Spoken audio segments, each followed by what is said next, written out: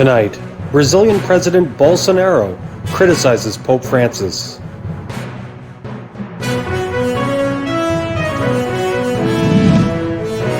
Please make sure to like this video and subscribe.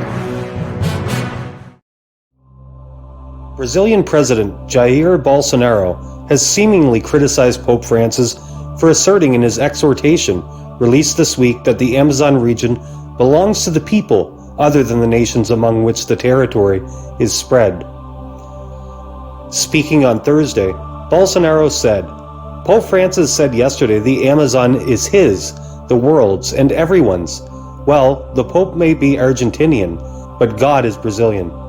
In section 5 of his exhortation, Pope Francis stated that he was addressing his exhortation on the Amazon region to the whole world. He wrote, I am doing so to help awaken their affection and concern for that land which is also ours, and to invite them to value it and acknowledge it as a sacred mystery.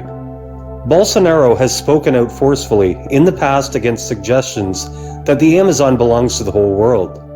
Speaking at the United Nations in New York last year, he said, it is a fallacy to say that the Amazon is the heritage of humankind, and a misconception, as confirmed by scientists, to say that our Amazonian forests are the lungs of the world.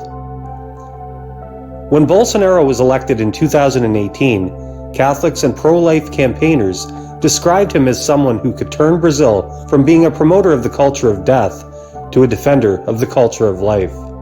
Since then, he has announced plans to revise textbooks in public schools and signed a proclamation consecrating Brazil to the Blessed Virgin Mary. And he's also consistently opposed socialism when promoting national sovereignty. His Minister for Women, Family, and Human Rights has also called on parents to consider telling their teenage children to wait until adulthood to have sex, and has supported a chastity campaign sponsored by evangelical Christians. On Thursday, Pope Francis held an informal meeting with the former Brazilian President, Da Silva, also known as Lula.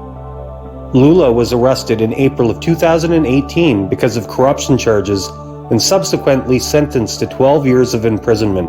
However, he was released in November of last year. He claims he was arrested despite lack of evidence and that all appeals had not been exhausted prior to his imprisonment.